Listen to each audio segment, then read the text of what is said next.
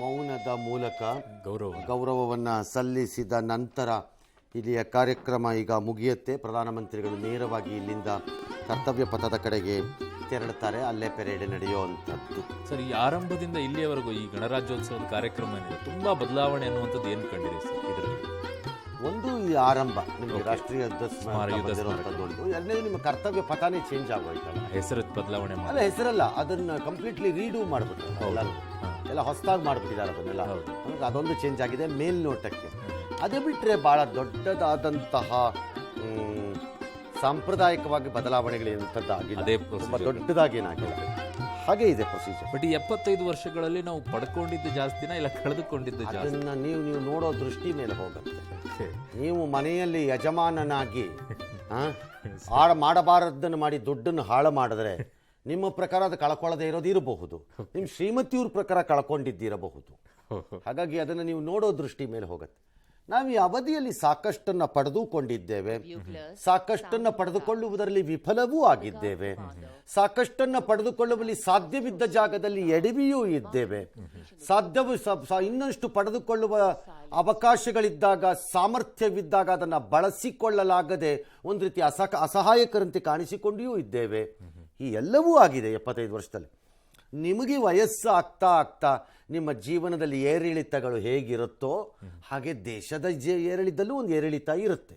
ಹಿಂದೆಲ್ಲ ಆಗಿದ್ದೆಲ್ಲ ಬೋಗಸ್ಸು ಏನೂ ಆಗಿಲ್ಲ, ಈಗ ಆಗ್ತಿರೋದು ಮಾತ್ರ ಗ್ರೇಟ್ ಅಂತ ಹೇಳಲಿಕ್ಕೆ ಬರಲ್ಲ. ಆದರೆ ಆಗಬೇಕಾದ ಸ್ಪೀಡಲ್ಲಿ ಆಯಿತಾ, ಆಗಬೇಕಾದಷ್ಟು ಆಯಿತಾ ಅನ್ನೋ ಪ್ರಶ್ನೆ ಬಂದಾಗ ಇಲ್ಲವೇನೋ ಅನ್ನಿಸುತ್ತದೆ. ಬಹು ಸಹಜವಾಗಿ Bharat could have been little more stronger, particularly military ವಿಚಾರದಲ್ಲಿ. ನಮ್ಮ ಅವಲಂಬನೆ ಆಧಾರಿತ ಮಿಲಿಟರಿ ವ್ಯವಸ್ಥೆಯನ್ನು ನಾವು ಮಾಡ್ಕೊಳ್ಬಾರ್ದಾಗಿತ್ತು ಇಷ್ಟು ವರ್ಷದಲ್ಲಿ. ಇಷ್ಟೊತ್ತಿಗೆ ನಾವು ಸ್ವಾವಲಂಬಿಗಳಾಗ್ಬಿಡ್ಬೇಕಾಗಿತ್ತು ಅನ್ನೋದು ಒಂದೊಂದ್ಸರಿ ಅನಿಸುತ್ತೆ ಮನಸ್ಸಿಗೆ. ಇನ್ನೇ we have started that process. ಈಗ ಆ ದಾರಿಲಿ ಸಾಗಕ್ಕೆ ಸ್ಟಾರ್ಟ್ ಆಗಿದ್ದಾರೆ. ಮುಂದೆ ಹೇಗಾಗತ್ತೆ ಗೊತ್ತಿಲ್ಲ. 75 ವರ್ಷ ಆದ್ಮೇಲೆ ಸರ್ಕಾರಗಳು ಬದಲಾದಾಗ ಅವರ ನಿಲುವುಗಳು ಬದಲಾದ್ರೆ. ಬಟ್ ಈ ಸಂವಿಧಾನ ಜಾರಿಗೆ ಬಂದಂತ ಈ ದಿನದಂದು ಸರ್, ಸಂವಿಧಾನ ಪಾಲನೆ ವಿಚಾರದಲ್ಲಿ ನೋಡಿದಾಗ ನಾವು ಆ ರೀತಿಯಾಗಿ ಪಾಲನೆ ಮಾಡಿದೀವ, ಅದರಲ್ಲಿ ಒಂಚೂರು ಏರುಪೇರುಗಳಾಗಿದಾವ? ಸಂವಿಧಾನವನ್ನ ಒಂದೆರಡು ಬಾರಿ ಕೆಣಕಿರುವುದನ್ನ ಬಿಟ್ರೆ ಬಹುದೊಡ್ಡದಾಗಿ ಅದರಲ್ಲಿ ಪಾಲನೆ ಆಗದೇ ಇರುವಂಥದ್ದೇನಿಲ್ಲ. ಒಂದು 2-3 ಬಾರಿ 4-6 ಬಾರಿ 3-4 ಬಾರಿ ಅಟ್ಲೀಸ್ಟ್ ಮೇಜರ್ ಆಗಿ ಅದರ ದುರ್ಬಳಕೆ ಆಗಿದೆ ಎಂಬ ಅನುಮಾನಗಳು ಬರುತ್ತವೆ ಮತ್ತು ಸಂವಿಧಾನವನ್ನು ಕೆಣಕಿರೋದು ಬರುತ್ತೆ. 75ರ ತುರ್ತು ಪರಿಸ್ಥಿತಿ ಸಂವಿಧಾನವನ್ನು ಕೆಣಕಿದ್ದಲ್ಲದೆ ಮತ್ತೇನು? ಆರ್ಟಿಕಲ್ ಸರ್ಕಾರಗಳನ್ನು ವಜಾ ಮಾಡುವಂತಹ ಆರ್ಟಿಕಲನ್ನು ಬಳಸ್ಕೊಂಡಿದ್ದು ದುರ್ಬಳಕೆ. ಹಾಗೆ ನಿಮಗೆ ಕೆಲವೊಮ್ಮೆ ಕಾಣಿಸುತ್ತೆ ಸಂವಿಧಾನದ ದುರ್ಬಳಕೆಗಳಾಗಿರೋದು. ಆದರೆ ಸಂವಿಧಾನವನ್ನು ಕೆಣಕಿರೋದು ನನ್ನ ಲೆಕ್ಕಾಚಾರದಲ್ಲಿ ಒಂದು ಅತಿ ದೊಡ್ಡದು ನಮ್ಮನ್ನು ಟೆಸ್ಟ್ಗೆ ಹಾಕಿದ್ದು ಅಂದರೆ ತುರ್ತು ಪರಿಸ್ಥಿತಿ. ಹಾಗಾಗಿ ಸಂವಿಧಾನವೂ ಕೂಡ ಸಾಕಷ್ಟು ಬದಲಾಗಿದೆ. ಆಗಾಗ್ಗೆ ಒಂದಷ್ಟು ಅಮೆಂಡ್ಮೆಂಟ್ಗಳನ್ನು ತಂದಿದ್ದಾರೆ, ತುಂಬ ಮಾಡ್ಕೊಂಡಿದ್ದಾರೆ, ನಾವು ಮಾಡ್ಕೊಂಡಿಲ್ಲ ಅಂತಲ್ಲ.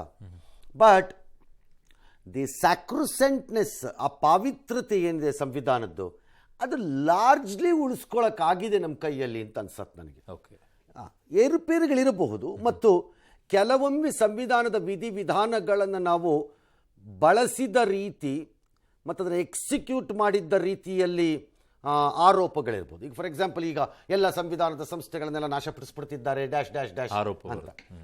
These politics will continue ever. ಅದು ಹಿಂದೆ 70 ಚುನಾವಣೆ ಬಂದಾಗ ಮಾಡಿದ್ರು ಅಂತಾನೆ, ಅಂದರೆ ದುರ್ಬಳಕೆ ಆಯಿತು ಸಂವಿಧಾನ ಅಂತಾನೆ ಅವತ್ತೂ ಇತ್ತು. ಹಾಗಾಗಿ ಇದೆಲ್ಲ ಇರುತ್ತೆ, ಇರಲ್ಲ ಅಂತಲ್ಲ. ಅನುಕೂಲಕ್ಕೆ ತಕ್ಕಂತೆ ಬಳಕೆ ಮಾಡಿಕೊಂಡ್ರು ಅನ್ನೋದು ಒಂದು ಬರುತ್ತೆ. ಫಾರ್ ಎಕ್ಸಾಂಪಲ್, ಮೀಸಲಾತಿ ವಿಚಾರಕ್ಕೆ ಬಂದಾಗ ಸಂವಿಧಾನದಲ್ಲಿ ಹೇಳಿರುವಂತ ಮೀಸಲಾತಿ ಕೆಲವು ವರ್ಷಗಳಿಗೆ ಮಾತ್ರ ಬರಬೇಕು.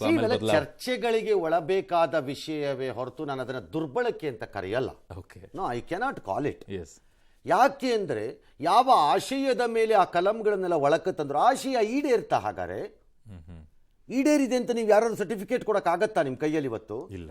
ಇವತ್ತೂ ಆ ವರ್ಗಗಳಿಗೆ ಸೇರಿದ ಜನಕ್ಕೆ ಸಮಾನತೆ ಸಿಕ್ಕಿದೆ ಅಂತ ಎದೆ ತಟ್ಕೊಂಡು ಯಾವನಾರು ಹೇಳ್ತಾನ?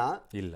ಹಾಗಿದ್ದಾಗ ಹೇಗೆ ಅದನ್ನು ದುರ್ಬಳಕೆ ಅಂತ ಕರೀತೀರಿ? ಬಟ್ ಕೆಲವರು ಅನುಕೂಲಕ್ಕೆ ಸಾವಿರ ಮಾತಾಡ್ಬೋದು, ಮಾತಾಡೋರ್ಗೆ ಏನ್ ಬೇಕಾದ್ರೂ ಏನ್ ಬೇಕಾದ್ರೂ ಮಾತಾಡ್ಬೋದು. ಮಾತಾಡ್ತಿರೋರ್ದೆಲ್ಲ ಕೇಳಿಸ್ಕೊಳಕ್ಕಾಗಲ್ಲ ಇಲ್ಲಿ.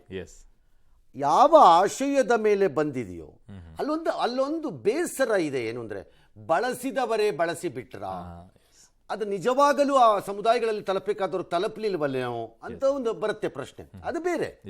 ಆದರೆ ಅದರ ಆಶಯ ಈಡೇರದಿದ್ದಾಗ ಅದ್ರದ್ದು ಮುಗಿದೋಯ್ತು, ಅದು ಯಾಕೆ ಬೇಕು? No, that's not correct. ಯಾರಾದ್ರು ಹೇಳಿ ನೋಡೋಣ, ಇವತ್ತಿಗೂ ನಿಮ್ಗೆ ಆ ಪ್ರಕರಣಗಳು ಯಾಕೆ ಬರುತ್ತವೆ ಹಂಗಾರೆ? ಇನ್ನೂ ಅದು ಹೋಗಿಲ್ಲ ಮತ್ತೆ Yes. ಎಸ್